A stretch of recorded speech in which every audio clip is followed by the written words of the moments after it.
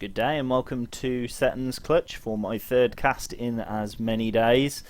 This time I've opted for a team game rather than 1v1, and not just a team game but a cult map, a very popular map in Setons Clutch. A map that I particularly used to play quite a lot.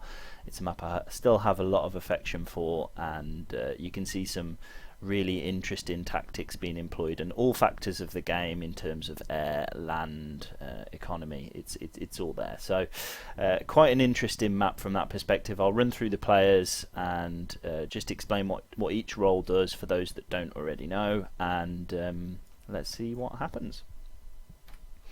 So we'll start with the South team first. On air you have Autistic Cow, which is me, the oppressive cow, a T3 air position, so I'd expect to see myself teching as fast as possible and getting T3 air typically, albeit I can warn you this might be a slightly unconventional game. On the rock position we have Gareth, who is predominantly a navy player, likes to play rock more than anything else, occasionally beach. Quite a good navy player, up and coming. Be interesting to see how he gets on. We have Tokuto front, who doesn't normally play Setons. It will be a challenge for Tokuto, but a very talented player, very unconventional, and I'm sure that he'll be able to cope with the challenge ahead faced with Lisco. So we'll expect to see Tokuto head into the front, looking for this mass. In terms of rating, Tokuto is ahead of Lisco, but Tokuto not being as familiar with the map, that could come into play as the game progresses.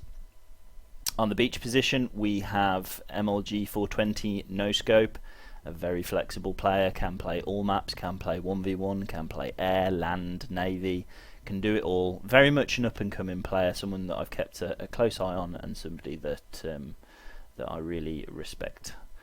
So moving up onto the north team, as we've already said, we've got Lisco, who is a little bit more familiar with Setons, but perhaps not as familiar with front.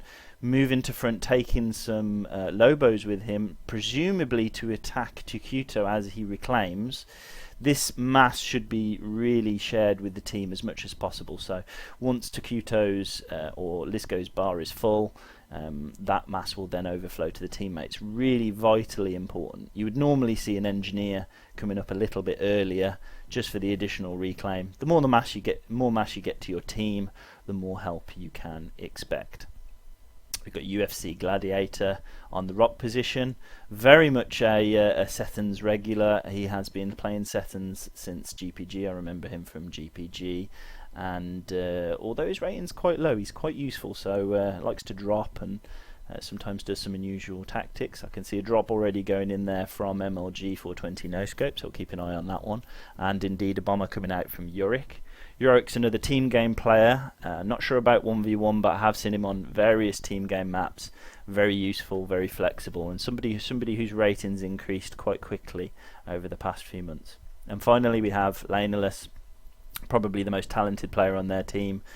Very good at all aspects of the game, plays lots of different team games, and is particularly useful at air, so very much the stronger player in the air game, looking at the two sets of air players, even though it is myself. So MLG 420 no scope has managed to drop and is just building a little proxy base here, and that's going to just help Autistic Cow from the air position to just get ahead by producing some auroras, killing engineers, killing mass extractors at a very important time for an air player, which is you'd normally see quite early RASes on RAS is the resource allocation system for your commander, provides additional power, means you can produce T3 air. So indeed what we will be looking at here shortly is T2 power being built now. With some of the mods that we have in place, I would expect to see Laneless go in, starting his RAS upgrade. Sometimes some people even start it when the first power gen isn't complete. However, that depends on the overflow from teammates and various other things. So we can see that there's several factories laid down here from MLG 420 no scope. Yorick's reacted to help out. Looks like Gladiator is walking his commander up just to give a hand, but this is going to cause Laneless some problems here because he's already lost 3 mass extractors. He's had to place a PD down, which this all costs mass. Which when you're trying to do your RAS, you really just want to focus on that, especially on this particular map. So Yurik's helping out with some bombers and his commander just to try and stop this proxy base from growing and causing additional problems there, which should help Autistic Cow get ahead in the air game. So it'll be interesting to see who gets their first RAS done first. As we can see, Laneless is always already underway. Autistic Cow is just starting his, or I'm just starting mine, whichever you want to say. Looks like there must have been a drop there that I perhaps missed. That will have been from Gladiator, something that he's well known for. And indeed, it looks like they've dealt with the majority of the proxy base issues there. And Laneless is now almost halfway through his RAS. You can see a transport being built there. Now bear in mind, I know what happens in this game. That transport's being given to MLG 420 no scope, so that's something to keep an eye on. We also have another T2 transport here for Gareth, and as you can see, Gareth is getting into that transport. The other transport for MLG 420 no scope is heading over there. Takuto's headed into the water, so not a great deal going on for a bit of a standoff there between two sets of units. Yurik wisely using the bombers that he had to deal with the proxy base to take out some of Takuto's units. We now have 2 comms in the air, which is quite unusual. A drop going in from Gladiator down the bottom here, but I think we may well see something reasonably unprecedented on Setons Clutch. Oh yes, we have a 3-comm drop. Now, will these comms get down? Bearing in mind there's air there. We've got air from Gladiator. I don't think he spotted the comms. Oh, they have now because the ping's gone up. All comms are in the air. Where are they headed? That is the question. Will they go for Gladiator? Will they go for Laneless, which would be the obvious choice? Lots of air here coming from Yorick, so that's going to go from one of the comms. It'll be interesting to see if he stays alive. Very wisely they split. That's the end of Gareth. That's the end of his game. So bit of a shame, that one. It looks like MLG 420 no scope's going to get down, and indeed it's going to be a double comm drop on Laneless. Laneless has reacted very, very quickly to get some PD down to try and defend his base. But bearing in mind he's just been doing RAS and he'd already been dropped, it's a big problem for Laneless. So he's going to have some real problems here. So he needs to retreat, otherwise he's going to get killed. So his teammates need to really help him now, because he's not going to be able to get his air up, and that gives Autistic Cow the chance to just bring units in and start bombing. And as you can see, Autistic Cow has brought some T1 air, which presumably was to support the initial drops. Meanwhile, Takuto and MLG 420 no scope are getting some PD down to destroy the remaining base and take over this area here. Let's just speed things up just a little bit.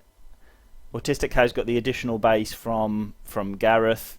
Obviously, there's not a great deal going on from the point of view of Navy from Yorick, and the reason for that is because of this drop here. This is the real key. Yorick's managed to get his RAS done, which could prove to be reasonably useful from the energy perspective. MLG 420 no scope getting some factories down, get some units out to cope with this spam here from Laneless and from Yorick. Autistic Cow is now producing some strap bombers from his T3 factory. And very interestingly, we have some Mercies, some mobile missiles, which it appears nobody realises this is there. That's poor scouting from Autistic Cow. So it looks like this might be the end of somebody. And it is. MLG 420 no scope bites the dust and is now at the game. So that's quite a good snipe from Gladiator there. Meanwhile, we have Mercies going in from Takuto. So he's actually converted that factory. That's something I missed from the original game, so that's excellent. He's converted the factory and he's now using Laneless's own factory against him. Gladiator is retreating, and Takuto's using the tactical missile launchers to... I think he went for the commander there. Nice spam here from Yorick trying to deal with this. Some additional units given to Autistic Cow, and more mercies going in there. Takuto very wisely getting out, and there's a strat bomber going in to finish off Gladiator. Missed that one a little bit. So much going on in this game, really hard to keep up. So we are left with Lisco and Yorick to try and deal with this unusual situation on Setons Clutch, where it seems that Laneless has been bullied quite some by everybody, and it's quite a difficult one for reaction. So we've got that's interesting. So we've got a couple of beetle snipes here from Yorick. Not sure where he's going with that one, or whether that was seen. This was quite a while back. The one was idle, so the strat bomb actually worked in that case. We also have... Are those beetles as well? I think we've got beetles from Takuto. Meanwhile, Autistic Cow's bombing as much as he can with those strat bombers. Takuto's placing the beetles down, ready, given that Yorick's in the water, so he can't really do anything with Yorick at the moment. The beetle snipe from Yorick is not going to reach its destination. Intercepted by T3 Air. Beetle snipe is going for Lisco, which, if it's microed in the right way, will result in the end of Lisco's game. Autistic Cow trying to steal the kill with a bomb, but it's only going to do a little bit of damage. And there we go. That's the end of Lisco. So only Yorick remaining. Bear in mind this map is on full share. So when someone dies, their base is passed to the remaining players, which in this case is Yorick. Yorick is in big trouble now. There's a destroyer there with torpedoes coming out, meaning that he needs to really think about getting out of the water. But then there's also strat bombers in the air. An awful lot of units. If those had have if this had continued somewhat, those could have caused Takuto's base a problem. Takuto's now dropped his comm in, knowing that air's not really a problem, and he's trying to force Yorick out the water so that he can get bombed by Autistic Cow, or perhaps kill him himself. Yorick's putting some PD down. Valiant effort to keep the game going, but I think this one is very much at the end, just waiting for the strat bombers to come in and kill Yorick to seal the end of the game. And that's some good micro from the comm. It's very much a skill to dodge strat bombers, but he's not going to be able to do it forever. And indeed, I think Takuto's actually control K'd his comm and used it to seal the final kill. A really unconventional game on Setons. Nice and short, rather than the 2 hours that you'd normally expect to see. It's a game that was very much fun to play, very much fun to watch back.